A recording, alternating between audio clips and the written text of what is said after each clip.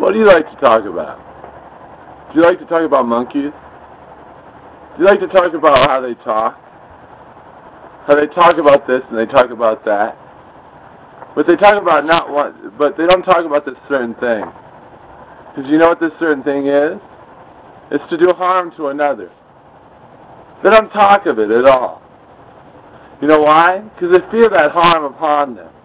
Do you feel that harm upon you when you talk about something that would be harm to another? Do you feel that harm upon you, returning upon you in death, in conscience and truth? Do you feel that harm upon you when you feel it returned upon you when you do those actions? Do you feel them upon you, bruised and beaten, when you do harm upon others? Do you feel it when you think of those monkeys? And you think of, speak no evil. And what does it mean to speak no evil? To speak of harming none, but only a protection of as many as you can. Only of the goodness and share and kindness and new ideas and inspiration and old and past deeds, but nothing of harm. Because think about it. Doesn't it bring that harm back upon you? Because then they get in their idea to do that harm to you. And then they have that idea to do that harm to you, true. Then that harm comes back upon you in death, when you're looking at a reflection of you upon you. Don't you feel that death touch? As though you were dead already and you did harm upon another? Don't you feel it returned upon you instantaneously? At first you'd be a bright light, like all the deeds of your life, falling upon you, each and every choice. The choices of heart and the choices of harm. And now feel those ones of harm upon you. Don't you feel your mouth being shut? Because really, what are you creating there? Nothing but loss. Nothing. Nothing. Nothing. Because what is truly created? Words of harm, but nothing.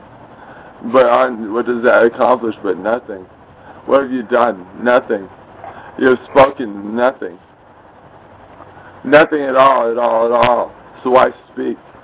Why do you speak to me if you're going to speak of nothing? Why harm of me if you're harm of me of nothing? Because harm is nothing. It is loss. It is taking from. It is taking from existence, from creation. It is nothingness. Why speak of harm when harm upon you is...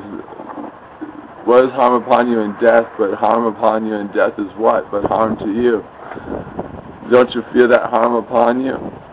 And surely what is harm? It's like a nothingness inside of you, constantly destroying you. Don't you feel it in truth? That harm upon you? You don't seem to hear it anymore. You don't seem to feel it. You don't seem to feel like harming this or harming that. You don't seem to feel like harming here or harming there. Because it doesn't mean anything. Because it is nothing. Because really it accomplishes nothing. It doesn't do you any good. It doesn't do you any greatness. It doesn't do you any kindness at all. And what is it in death when you put the feeling of harm upon others? Ah! Do you feel those harms you've done in the past, those past deeds upon you? Ah! Those past times, those past harms, those past shares. Do you feel yourself as you would be in death? Do you feel it true? Now, what is it when you speak of harm? Ah! Currently into the future, what shall it be? Ah! But nothingness, harm. Ah! As though it's in death, as though it's not in existence.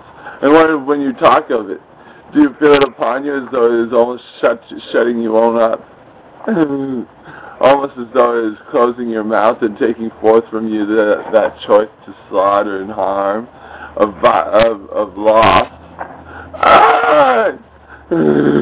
What is it, though, when it's spoken against you in a reflection in a mirror?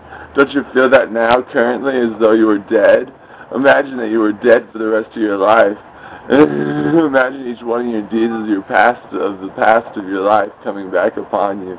Each choice, each one, coming upon you. Would you still even be here? Would you feel hollow inside? Would you feel as though there was nothingness to you? As though you had spoken in harm? Your voice seemed to go down lower and lower and lower. until your voice could hardly be heard at all.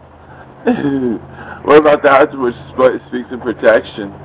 How loudly does it speak in loudness and truth? Because what is harm but nothing?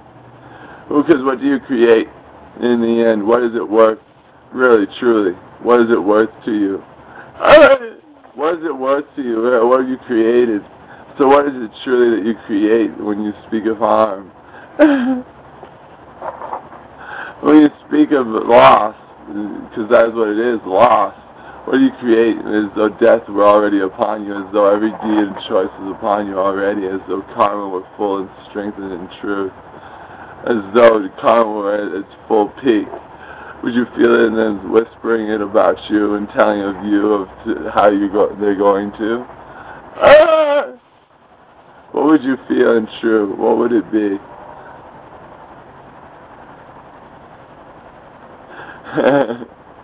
But to think of it is just to seem to feel like nothingness at all, just emptiness and hollowness inside, not outside, not around, but just deep inside, a hollowness that had contained nothingness, that you were of this void of emptiness. Think about it when you think ahead. What is this going to be like when you're dead? Because then your life reflects before your eyes, because you see your life flashing before your eyes. Then every choice that day forward would be upon you, as though in death. Think ahead at all those choices, what they're going to be upon you, and each time you make them. Think of those that before you, that you have made, what they have felt like, and what they do to you. And think of what is currently. What can you decide? You can decide to create more what upon yourself in death? What kind of thing? Of loss, of speech,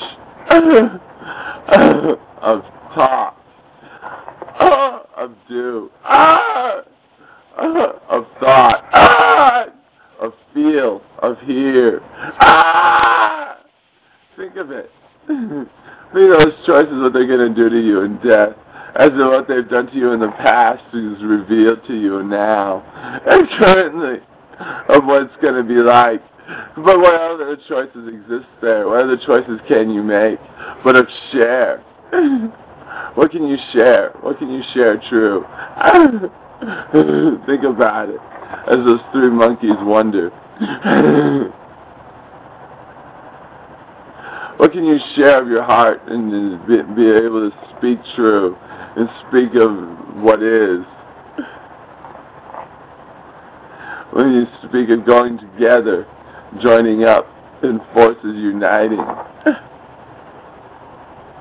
Or when you speak, or when you act together, when you work on a project together, working together, cooperating. Remember those choices of the past too. Remember those upon you and what it felt like, what it heard like. And think of what it would be like if you were to do those other choices, those choices that were of the loss and of the harm. Think what those are going to feel like in death when they're reflected upon you in full force of your intent. Just as it was your intent when you were working together. Just as it will be your intent as you have worked them apart. So what will become of you? Truly, what form will you take in death? I mean, now you currently have an idea of what it will be like, because you can remember back in past of times of all the choices that you've done, and imagine them in a mirror upon you. You're doing them to yourself, hitting yourself if you hit in life. Oh my God! What would come of you? What existence? What birth? What life?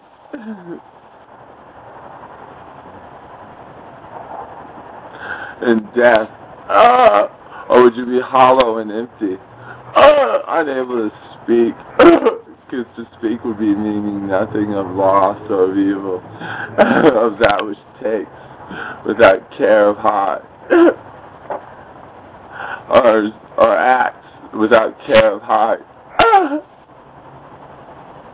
Because truly, think ahead, what will be of that in death?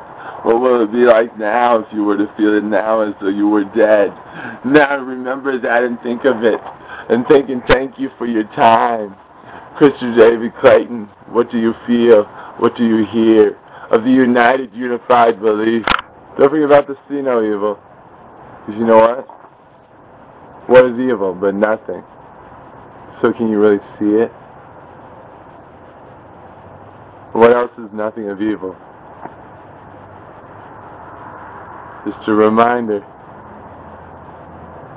You cannot create of evil because you cannot see of evil. Because evil creates what? Of nothingness.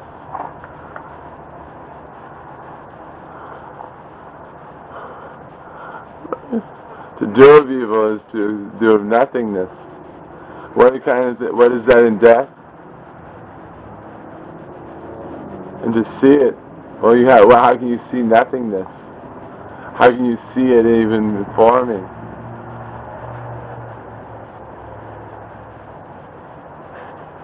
Now, thank you for your time, Christopher David Clayton of the United Unified Belief.